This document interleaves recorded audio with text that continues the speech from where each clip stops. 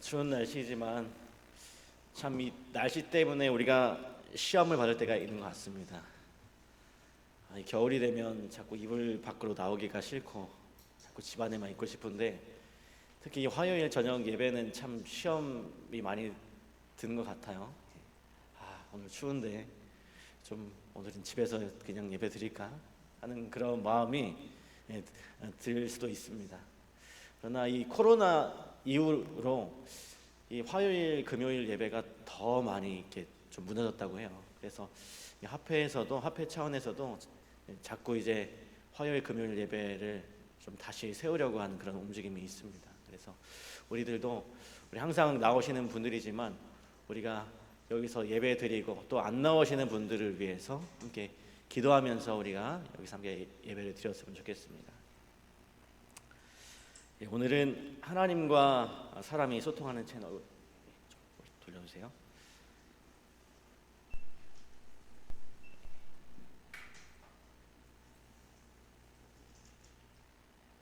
하나님과 사람이 소통하는 채널이라고 하는 제목을 함께 말씀을 좀 나누도록 하겠습니다. 퀴즈를 좀 드릴게요. 이것은 무엇일까요? 내 안에 있는데 나는 볼 수가 없어요. 다른 사람도 가끔 나의 이것을 들여다보려고 합니다. 그런데 잘 보지 못해요. 그리고 내 생각대로 잘 되지 않고 자꾸 변합니다. 맞습니다. 마음입니다. 마음.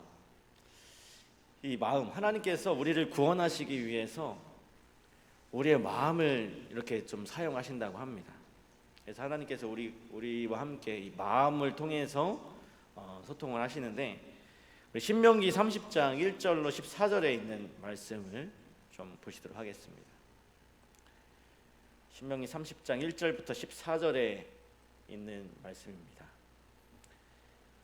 내가 내게 진술한 모든 복과 저주가 내게 임함으로 내가 내 하나님 여호와로부터 쫓겨간 모든 나라 가운데서 이 일이 마음에서 기억이 나거든 너와 내 자손이 내 하나님 여호와께로 돌아와 내가 오늘 내게 명령한 것을 온전히 따라 마음을 다하고 뜻을 다하여 여호와의 말씀을 청종하면 내 하나님 여호와께서 마음을 돌이키시고 너를 긍휼히 여기사 포로에서 돌아오게 하시되 내 하나님 여호와께서 흩으신 그 모든 백성 중에서 너를 모으시리니 내 쫓겨간 자들이 하늘가에 있을지라도 내 하나님 여호와께서 거기서 너를 모으실 것이며 거기서부터 너를 이끄실 것이라.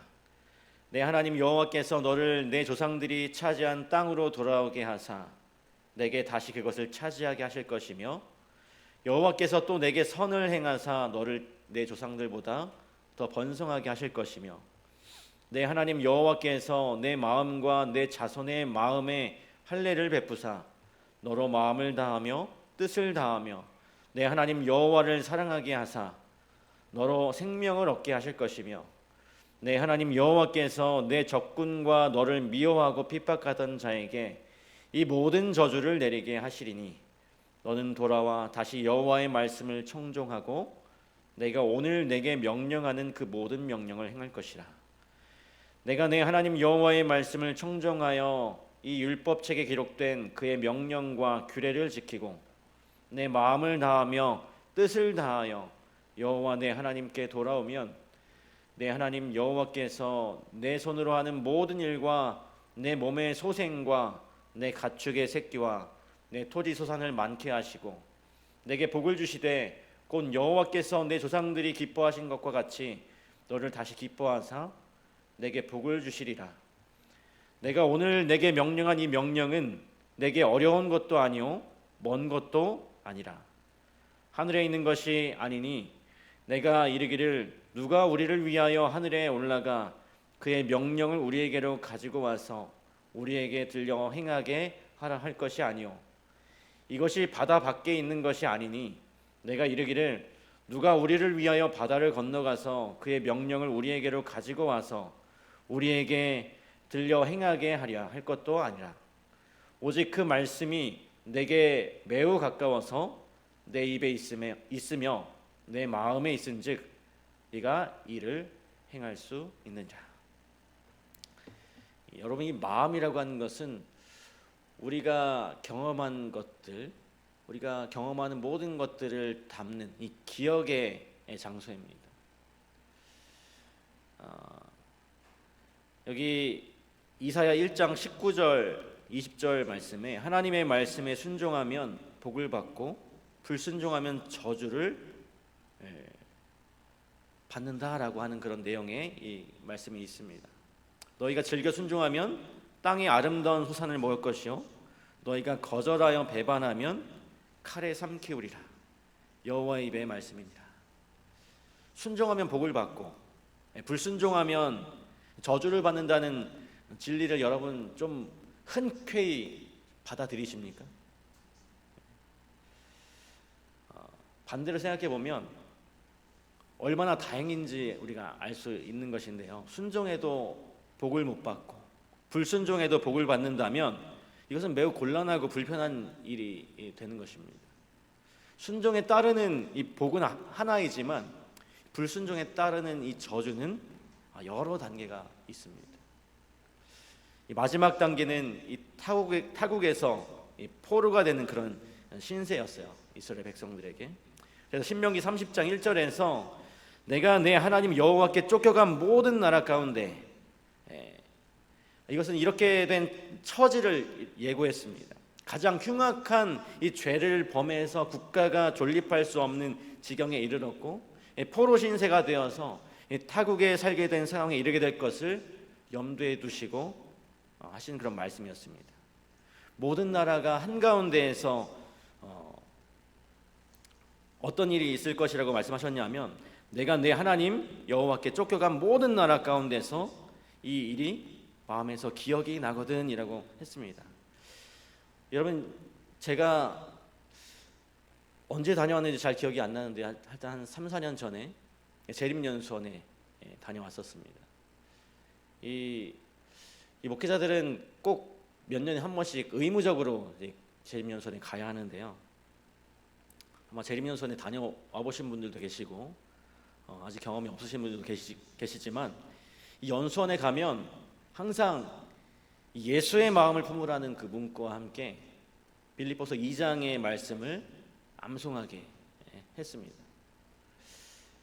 이 말씀을 대할 때마다 저의 마음속에 강하게 느끼는 것은요, 우리를 위해 엄청난 희생을 감당하신 그리스도의 그 사랑에 대해 주목하게 된다는 것입니다. 그리고 한 주일 동안 끊임없이 예수 그리스도의 삶에 대해서 읽고 듣고 또 묵상하면서 예수님의 은혜와 그 사랑에 푹 빠지는 그런 경험을 하게 되었습니다. 너무나 그 일주일간의 시간이, 연수 기간이 정말로 그 예수님의 은혜와 사랑에 푹 빠지는 그런 시간이 되는데요. 그런데 이 재림연수원의 단점이 있습니다. 무엇이냐면 일주일 동안 감동을 이렇게 받고 그것을 이제 떠나온 다음에 그 다음 한 주일은 어느 정도 좀 약효가 유지되는데 그 다음에는 언제 재림연수원에 다녀왔는가 하는 듯이 이전의 모습으로 돌아가는 그런 모습을 발견하게 돼요. 그러다가 이제 몇 주 후에 그 연수 마지막에 마지막 순서인 그 헌신회 때 나 자신에게 그 쓰는 편지가 있습니다. 그 편지가 이제 연수원에서 이제 집으로 보내주는데 그것을 또 보면 또 조금 마음의 감동을 받았다가 또 다시 돌아가는 그런 경험을 하게 됩니다. 이렇게 제자리 걸음을 하는 이유는 어떤 연수원의 그 연수가 잘못된 것이 아니겠죠. 빌립보서 2장의 이 말씀에 능력이 없어서가 아닙니다. 그 이유는 바로 그리스도의 희생에 대한 말씀을 읽고 또 암송하고 묵상까지 해놓고 그래서 그분의 희생에 정말 감사하면서 감동했지만 빌립보서 2장 5절 그 첫 구절부터 우리에게 당부하신 너희 안에 이 마음을 품으라, 너희 안에 이 마음을 품으라는 그 명령에 반응하지 않는 것이 나의 그 모습이 잘못된 것입니다. 우리가 다 이해할 수가 없어요. 히브리어에 모르페라고 하는 단어가 있는데요. 하나님의 본체라고 하는 뜻인데 예수 그리스도께서 얼마나 존귀하신 분인지 나타내는 그런 단어입니다. 근데 그런 분께서 온전히 비어버린다는 의미인 텅 빈으로 묘사된 높은 자리를 버리셨던 그 희생이 어떤 것인지도 우리는 다 알 수가 없습니다. 그러나 그 은혜를 조금이나마 깨닫기 원한다면 우리도 그분의 마음을 품고 그분의 발자취를 따를 필요가 있는 것이죠. 예수님이 가지신 사고방식의 핵심은요, 자기 희생적인 사랑입니다. 이런 사랑으로 그 아버지께서는 그를 지극히 높여 모든 이름 위에 뛰어난 이름으로 높이셨다고 빌립보서 2장 9절은 이렇게 말하고 있습니다. 그래서 우리가 이제는 이 그리스도의 그 자아 희생의 사랑에 감탄만 할 것이 아니라요, 그 사랑을 우리 마음에 품고 살아야 하는 것입니다. 그 마음을 품을 뿐만 아니라 그것을 실천하며 살아갈 때가 오늘 우리가 살아가는 시대라고 하는 것입니다. 오늘 함께 말씀을 나누면서 더 이상 알고만 있는, 그냥 내가 머리로 알고만 있는 신앙이 아니라 살고 있는, 살아가는 그런 신앙인이 되시기로 결심하게 되시길 간절히 바랍니다. 성경 우리에게 자기 희생적인 예수님의 사랑을 오늘 우리들의 삶 속에서 실천하라고 이렇게 초청하십니다. 그런데 아직 자격도 없고 준비도 안 된 우리들에게 그분의 십자가의 길을 따른다고 하는 것이 어쩌면 큰 부담이 될 수도 있어요. 그러나 성경은 우리와 같은 이 부족한 존재들이었던 성경의 세리와 또 일상에 찌들어 생업에 허덕이며 살았던 그 어부들을 제자로 부르시고 또 그들의 삶을 송두리째 헌신하게 하신 그리스도의 사역을 소개하면서 오늘 우리들 역시도 그렇게 될 수 있음을 말해주고 있습니다. 여러분, 먼저 이 베드로와 요한의 모습을 한번 기억해 보시기 바랍니다. 그들은 갈릴리의 어부였어요. 그들이 이 땅에 살면서 이 땅에서 얻을 수 있는 최고의 기쁨은요, 그저 매일 그 갈릴리 바다로 나가서 그물을 던지고 그물을 걷어서 만선으로 이렇게 돌아오는 일이 고작이었습니다. 그러나 예수님께서 그들에게 그 이생에서의 기쁨만이 아니라 이 천국의 기쁨이 있음을 이 베드로와 요한에게 알려주셨던 것이죠. 그래서 물고기를 낚는 어부를 넘어서 이제는 사람을 낚는 어부가 되라고 초청하셨습니다. 말씀하시되 나를 따라오라, 내가 너희를 사람을 낚는 어부가 되게 하리라 하시니 그들이 곧 그물을 버려두고 예수를 따르니라. 그 예수님의 그 부르심, 그 부르심의 높은 가치를 깨달은 베드로와 요한이 그들이 이 땅에서 먹고 사는데 아주 중요한 그 직업을, 그 생업을 버리고 이제 예수님을 따름으로 그분의 영원한 동역자가 되기로 결심을 하게 된 것입니다. 그리고 예수님의 제자 중에 세리도 있었죠. 예수님께서 마태를 부르신 예수님의 은혜는 더 놀라운 것입니다. 우리가 잘 아는 대로 이 마태는 멸시의 대상이었어요. 우리 문화로 말하자면 매국노였죠. 그 자신의 나라를 점령한 그 나라에 붙어서 동족의 피를 빨아먹는 그런 파렴치하고 얄미운 사람이었습니다. 근데 마태가 왜 그런 삶을 살게 되었을까요? 이 마태도 그렇게 살고 싶진 않았을 것입니다. 그냥 주어진 현실에서 인생에 대한 자신의 갈증을 해결하기 위해서 그는 민족을 등지고라도 좀 출세를 해야 했던 것이었어요. 그런데 막상 그렇게 좀 출세하려고 세리가 되고 보니까 자신의 어떤 육적인 배는 불릴 수가 있었지만 영혼의 굶주림은 도저히 해결할 수가 없었던 것입니다. 이 땅의 방법으로는 해결될 문제가 아닌 것이었죠. 그런데 이제 이곳 저곳에서 누구의 소문을 듣습니까? 예수님이라는 분의 소문을 듣습니다. 예수님이라는 분이 이 땅이 아닌 천국에 대한 소식을 전하고 있다는 그 이야기를 듣게 돼요. 그리고 그는 예수님께 아주 많은 관심을 갖게 됩니다. 그리고 그런 마태를 예수님께서는 아주 불쌍하게 여기시고 제자로 부르셨던 것이었어요. 예수께서 거기서 떠나 지나가시다가 마태라 하는 사람이 세관에 앉은 것을 보시고 이르시되 나를 쫓으라 하시니 일어나 쫓으니라. 이 부름에, 예수님의 그 부름에 단숨에 일어나서 예수님을 쫓는 이 세리 마태는 결국 어떻게 되냐 하면요, 요한계시록의 약속에 보면 하늘도성에 그 12기둥이 있는데 그 12기둥 중 하나에 그 이름이 기록되는 영광을 누리게 됩니다. 예수님께서는 결코 우리에게 이익이 되는 것을 버리라고 요구하지 않으세요. 희생과 헌신을 요구하시는 이유는 더 좋은 것으로 우리에게 채워주시기 위함임을 또 제자로 부름을 통해서 우리가 그것을 확인하게 할 수 있도록 하시기 위함이라는 것입니다. 자기 희생의 정신, 예수님께서 보여주신 그 자기 희생의 정신으로 빌립보서 2장 9절의 말씀처럼 모든 이름 위에 뛰어난 이름이 예수님께서는 되셨어요. 오늘 우리에게도 이 땅에서의 그 이익만을 갈망하지 말고 눈을 들어서 영원한 상급, 더 가치 있는 영원한 상급이 있음을 바라보라고 초청하고 계시는 것입니다. 우리의 형편과 처지가 어떠하든 진심으로 그분을 따르기 원한다면 언제든지 우리로 하여금 그분의 놀라운 사역에 헌신하고 동참할 수 있도록 우리를 부르시는 것이죠.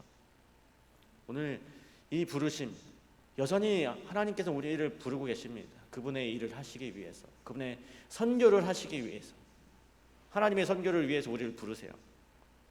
오늘 그 부르심에 우리가 아멘으로 응답하시는 우리 성도님들이 되시길 간절히 바랍니다.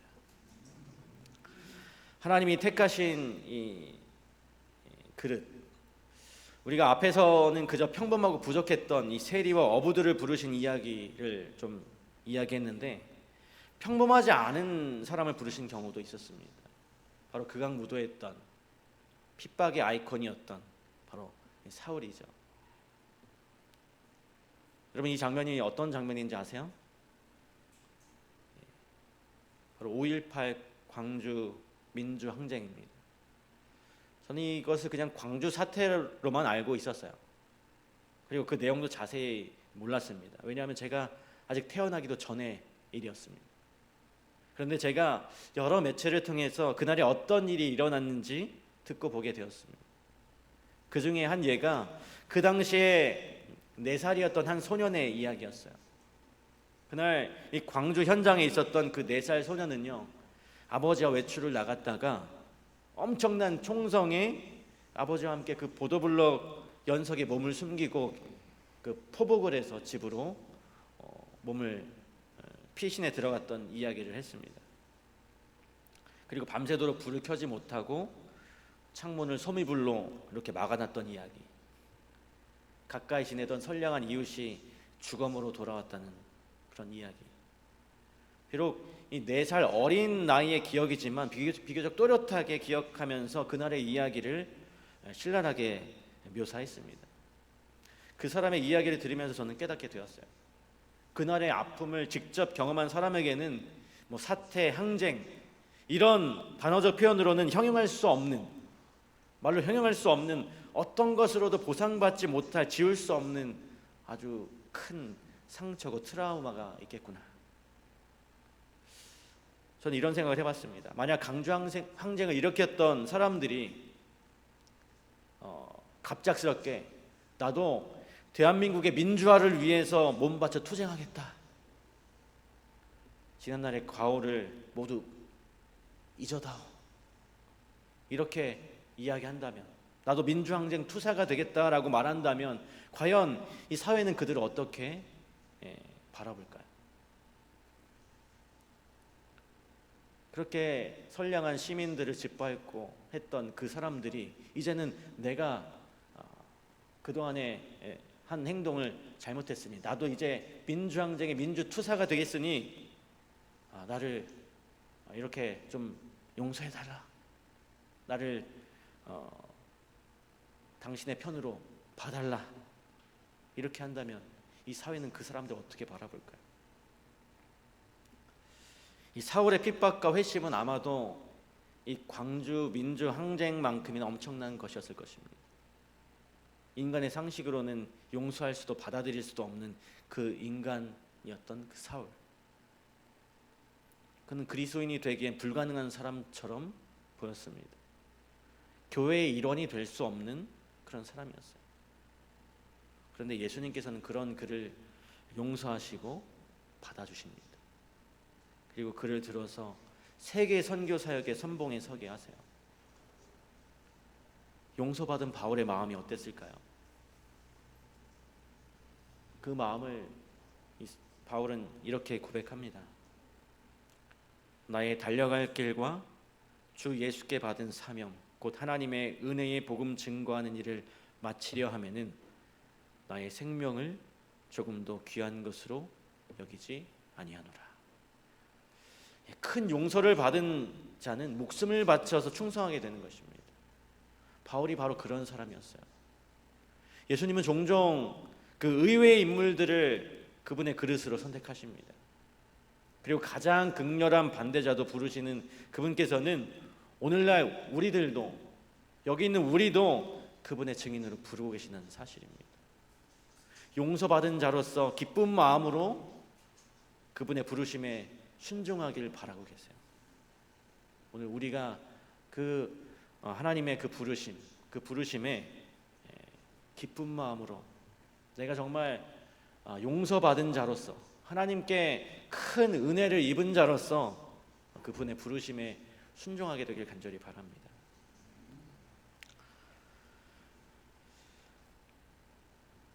다음으로 예수님과 자신만이 알고 있는 어떤 면에서는 좀 감추어진, 그래서 더 무서운 배도였던 베드로의 이야기를 좀 우리가 생각해 보도록 하겠습니다.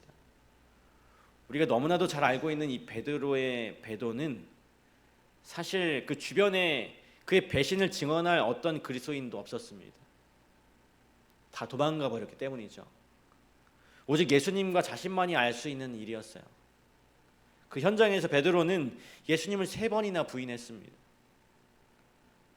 아무도 안 보니까 이 베드로의 본심이 드러난 것입니다.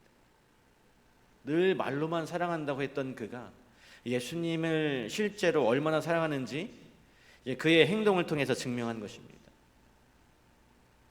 그는 이제 제자로서 다 끝난 거예요. 스스로가 제자의 길을 거절한 것입니다. 그런데 이 이야기가 여기서 끝나면 정말로 베드로는 끝난 것인데 이야기가 그대로 끝나지 않죠. 다 끝이라고 생각했던 베드로의 기대와는 다른 이야기가 또 전개되었습니다. 예수님을 3번 부인하는 그 순간 닭이 울어버리고 베드로는 예수님께서 하셨던 말씀을 기억하게 됩니다. 그리고 그를 용서와 동정의 눈빛으로 바라보는 그 예수님과 눈이 딱 마주치게 되었어요. 그 무장 해제 상태에서 이 사랑의 핵폭탄을 맞아버린 것입니다. 예수님의 그 무한 용서하시는 사랑에 정말 넉다운이 된 이 베드로는 그 길로 그가 원래 기도했어야 했던 그 자리로 달려갑니다. 그리고 그곳에서 아주 깊이 회심을 경험하게 되었어요. 그런데 그에게는 아직 회복되지 못한 것이 있었는데 자신 스스로가 스스로를 용납할 수가 없었던 것입니다. 완전히 무너져 버린 이 배신자 베드로, 자신이 생각했을 때도 너무나도 큰 배도를 했다고 느껴졌기 때문에 스스로가 용납할 수가 없는 것입니다. 그런데 그런 배도자였던 이 베드로를 예수님께서 다시 찾아오셨어요. 그리고 결국에는 예수님께서 약속하신 대로 그를 초대교회의 지도자로 삼으셨던 것입니다. 요한복음 21장은요 그를 찾아오신 예수님의 사랑을 이렇게 묘사하고 있습니다. 저희가 조반 먹은 후에 예수께서 시몬 베드로에게 이르시되 요한의 아들 시몬아, 내가 이 사람들보다 나를 더 사랑하느냐 하시니 가로되 주여 그러하외다. 내가 주를 사랑하는 줄 주께서 아시나이다. 가라사대 내 어린 양을 먹이라 하시고. 세 번을 부인했습니다. 베드로가. 예수님은 세 번 부인했는데 그 세 번 부인한 베드로에게 다시 세 번이나 사랑한다는 고백을 하도록 이끄셨어요. 너무나 염치 없어서 스스로 말할 수 없었던 이 베드로를 예수님께서 도와주신 거예요. 사랑 고백을 할 수 있도록. 제자들이 보는 앞에서 예수님은 베드로가 그분의 사랑으로 용서함을 받았고 여전히 부족한 그를 위해서 일하고 계신다는 사실을 다시 한번 재확인시켜 주셨습니다. 내 양을 먹이라고 하신 그 말씀은 베드로에게 주어진 사명뿐만 아니라 그렇게 해주시겠다는 보증의 말씀이었어요. 이 경험을 통해서 베드로는 순교하면서까지 복음을 증거하는 사도로 서게 됩니다. 베드로를 보면서 우리는 우리 자신을 좀 돌아보게 돼요. 우리도 예수님을 얼마나 자주 또 남몰래 배신하고 실망을 시키며 사랑합니까? 그러나 베드로를 용서하셨던 그 은혜는 여전히 우리에게도 유효하다는 사실 여러분 기억하시길 바랍니다. 주님은 우리를 포기하지 않으세요. 우리가 원한다면 언제든지 우리를 용서하시고 확실한 보증과 함께 그분의 사역에 동참시켜 주십니다. 우리가 오늘 이 은혜에 감사하여서 진심으로 주님께 헌신하게 되시는 우리 모든 성도님들이 되시길 간절히 바랍니다.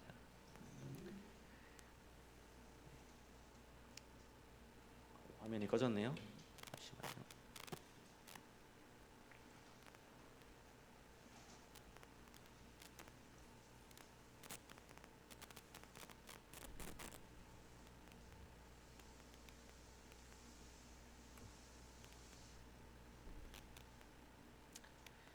이제 요한복음 21장의 사랑 고백 이후에 예수님께서는 베드로를 향하여 동역자로 사는 삶의 대가가 순교임을 예언하셨습니다. 이 베드로의 그 두 팔은 십자가의 형틀 위에 벌려질 것이었어요. 그의 사역은 약속대로 많은 이들을 그리스도께로 이끄는 가장 가치 있는 일이 될 것이었습니다. 그러나 그에 따르는 대가는 그의 생명을 희생해야 하는 헌신의 길이었던 것이었죠. 예수님의 십자가 앞에서 온전히 헌신하지 못하고 다름질했던 이 베드로는 이번에는 달랐습니다. 예수님께서 순교임을 예언하셨는데 이제는 베드로가 도망가지 않았어요. 그리고 그는 주저하지 않았습니다. 왜냐하면 예수님께서 자신을 얼마나 사랑하시는지, 또한 그분처럼 희생하는 삶이 얼마나 가치 있고 또 행복한 일인지를 이미 베드로는 깨달았기 때문이죠. 베드로뿐만 아니라 모든 제자들이 그와 같은 그리스도의 사랑을 체험하게 되었습니다. 요한은 이렇게 기록합니다. 그가 우리를 위하여 목숨을 버리셨으니 우리가 이로써 사랑을 알고 우리도 형제들을 위하여 목숨을 버리는 것이 마땅하니라. 최고의 기쁨과 행복은 우리가 삶을 통해서 예수님의 사랑과 진리를 세상에 전하고 그분을 영화롭게 함으로써 우리의 존재의 의미를 성취할 때 이르러 온다는 것을 제자들은 체험하게 되었고, 그래서 그들은 죽도록 충성하는 동역자들이 되었던 것입니다. 우리 주님께서는 오늘도 부족한 우리들을 먼저 구원해 주시고 그 귀하신 사역에 우리를 동역자로 부르세요. 그러나 그 일은 결코 우리로 하여금 단순한 희생만을 요구하는 것이 아닙니다. 인생에 누릴 수 있는 가장 큰 기쁨을 경험하게 하시는 놀라운 특권이라는 사실 여러분 기억하시길 바랍니다. 이런 귀한 그 부르심, 믿는 마음으로 우리가 그 부르심에 한 걸음 한 걸음 우리 발걸음을 내딛게 된다면 예수님이 경험하신 것처럼 또 제자들이 경험했던 것처럼 우리는 약속한 그 하늘의 즐거움에 참여하게 될 것입니다. 오늘 우리 모두가 이 땅의 삶을 다하는 날까지 하나님께 예수 그리스도께 죽도록 충성하는 동역자로서의 그 삶을 살아가는 우리 모두가 되기를 간절히 바라면서 말씀을 마치도록 하겠습니다.